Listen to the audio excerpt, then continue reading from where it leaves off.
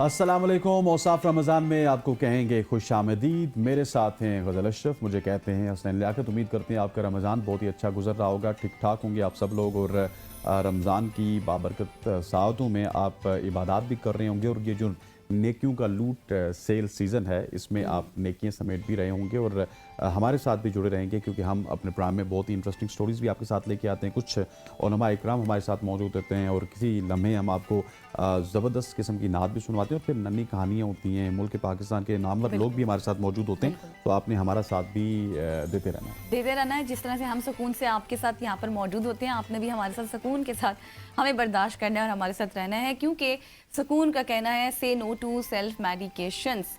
और इसी के साथ साथ जैसे हम डेली बेसिस पे बात करते हैं कि सुकून से Purskoon, Pakistan first and only wellness brand. खाना और पीना नहीं है, सिर्फ और सिर्फ आपने लगाना है। सुकून से होगा हर घर Purskoon. Pakistan only global recognised wellness brand. बिल्कुल ऐसी है। और सुकून के हवाले से मैं आपको बताना चलूँ कि आपको एक एलईडी भी मिलेगी, उसके हवाले से सवाल भी है। सवाल ये है कि कुरान हकीम की कौन सी सबसे बड़ी सूरत है, उसका जवाब आपने हमारे सोशल मीडिया प्लेटफॉर्म्स के ऊपर देना है। हाँ। और अगर आप दुरुस्त जवाब देंगे तो 27 रमज़ान को आप एलईडी जीत सकते हैं 43 इंच की सुकून की जानिब से, और ये इस वक्त आपको हमारी स्क्रीन पे नज़र भी आ रही होगी।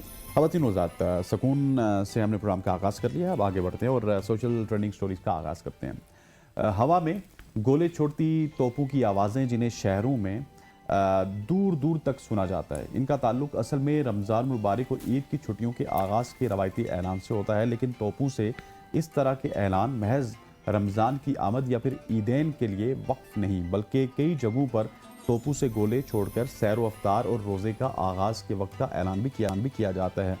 सऊदी प्रेस एजेंसी के मुताबिक रमज़ान के आगाज़ का रवायती ऐलान तोपों से 7 मरतबा फायर करने से होता है। ताहम रोज़ाना की बुनियाद पर अफ्तार के वक्त एक गोला फायर किया जाता है, जबकि सैरी के लिए लोगों को जगाने के लिए भी एक गोला छोड़ा जाता है।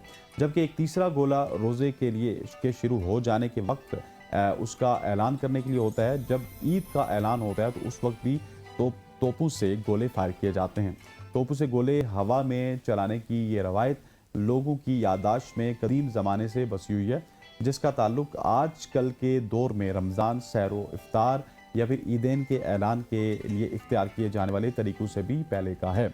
मुमलिकत के कई इलाकों में ये रवायत अब तक जारी व सारी है, जिसमें मक्का, मदीना, जद्दा, तबूक, हुदूद शमालिया शामिल हैं।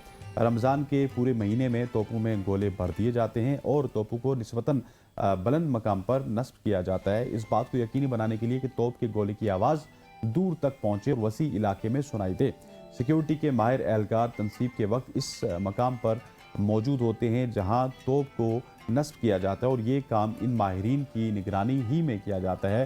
सिक्योरिटी माहिरीन गोले दागने के बाद भी तोप का मुआयना करते हैं और फायरिंग के वक्त भी वहां मौजूद होते हैं, ताकि लोगों को सैर व इफ्तार के औकात और रोज़े के शुरू होने के वक्त के ऐलान और ईदैन के सही निज़ामुल औकात का भी इल्म हो जाए, और ये काम से और बिलखुसूस हिफाजत के साथ मुकम्मल हो। और अब अभी सऊदीया की बात करें, मुमलिकत खुदादात की बात करें, पाकिस्तान में भी तोप के गोले से हम इफ्तार करते हैं, और वो है गोलड़ा शरीफ, जहाँ पे आज भी तोप का गोला जब बजता है तो गोलड़ा के लोग उसकी आवाज़ सुन के अपना रोज़ा इफ्तार करते खोल देते हैं। और वैसे तो ये होता है कि आम मसाजिद में जो एक आवाज़ आती है, सायरन सा आता है, हाँ लोग उस पर भी करते हैं। लेकिन ये जो आपने कदीम ज़माने की रिवायत बताई और अभी तक जो अरब ममालिक है वहाँ पर होती है, और कितने अच्छे से ये जब भी रमज़ान का आगाज़ होता है तब, फिर जब ईद होती है उस वक्त भी, और फिर सहर में भी और फिर अफ्तार में भी, ताकि दूर तक आवाज़ जाए, हर सूबे तक आवाज़ जाए, लोगों को पता चले, लोग अपना सहर भी कर लें, अपनी अफ्तार भी कर लें। तो बहुत अच्छी ये स्टोरी थी जो आपने शेयर की है लोगों के साथ।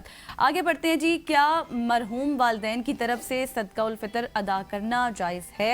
ये एक बहुत बड़ा सवाल है, जिसका जवाब ये है कि सदका फितर सिर्फ जिंदा लोगों पर वाजिब होता है, मरहूमीन पर नहीं होता। अलबत्ता अगर ज़िंदगी में जो सदका फ़ितर अदा करना था वो उन्होंने किया और उसके अदा करने की वसीयत की है, तो एक तहाई आप ये कहें कि एक तरीके से आप अदा करना ज़रूरी है। अगर मैयत वालिदैन की वसीयत नहीं की तो वरसा इज्तमाई या फिर इनफरादी तौर पर अदा करना चाहें तो वो अदा कर सकते हैं, उनके अपनी जिम्मेदारी है, मतलब अपनी ज़िम्मेदारी पर, और ये मैयत वालिदैन पर एहसान होगा।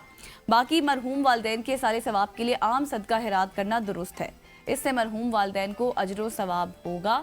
तो ये एक बहुत बड़ा सवाल था जिसका जवाब भी आपको दे दिया गया है कि अगर आपने अदा करना है वैसे फ़र्ज नहीं है, लेकिन ये आपके अपने ऊपर है, अगर आप अदा करें तो सवाब की नीयत से हो सकता है। बिल्कुल ऐसे, और ये एक ताई तरीका है जो कि आपने इस्लामी कवानीन के तहत अता करना है। ख़वातीन वज़ात आगे बढ़ते और आगे बढ़ते हुए आपको एक और इंटरेस्टिंग स्टोरी के साथ आगाज़ करते हैं। अगली स्टोरी का आगाज़ है और अगली स्टोरी में मैं आपको बताते चलूँ कि फ़ितराने के हवाले से मैं बात करूँगा। क्या फ़ितराने की रकम मस्जिद की तामीर में दे सकते हैं आप?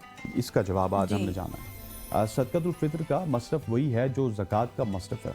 ज़कात का और सदक़ात वाजिबा मसलन जिसमें नज़र है, कफ़ारा है, फ़िदिया है और सदका फ़ितर है, ये अदा होने के लिए ये ज़रूरी है कि इसे किसी मुस्तहिक ज़कात के शख्स को बग़ैर इवज़ के मालिक बनाकर दिया जाए। हाँ। इसलिए मस्जिद की तामीर वगैरह पर सदका फ़ितर की रकम नहीं लगाई जा सकती, क्योंकि इसमें तमलीक नहीं पाई जाती।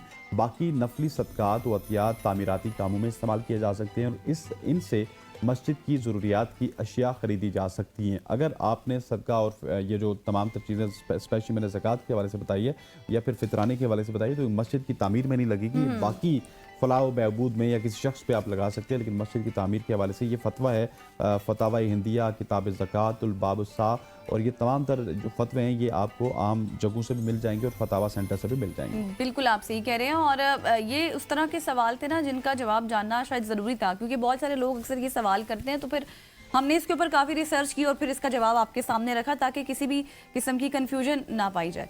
आगे बढ़ते हैं, और पिछले कई रमज़ान से हम आपको कोई ना कोई तारीख बताते हैं, मुस्लिम तारीख होती है जिसमें पीछे हमें मुसलमान ही नज़र आते हैं जिनकी कोई ना कोई ईजाद ज़रूर होती है। तो आज भी ऐसी एक स्टोरी है जिसमें मुस्लिम तारीख के रोशन दौर में चंद ऐसी अहम ईजादात हैं जिसने आज की जदीद तरीन दुनिया की बुनियाद रखी, और आज टेक्नोलॉजी के लिहाज से इंसानी तारीख के सबसे अहम तरीन दौर से मुस्तफ़ीद हो रहे हैं। जदीद अहद के मुतादिद सर्जिकल आलात की बुनियाद 10वीं सदी के मुस्लिम सर्जन अल जवाहिरी ने रखी।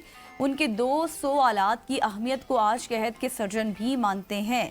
इसके अलावा उन्होंने ज़ख्मों को टांके लगाने वाला ऐसा धागा भी तैयार किया था जो कुदरती तौर पर जिस्म से अलग हो जाता था।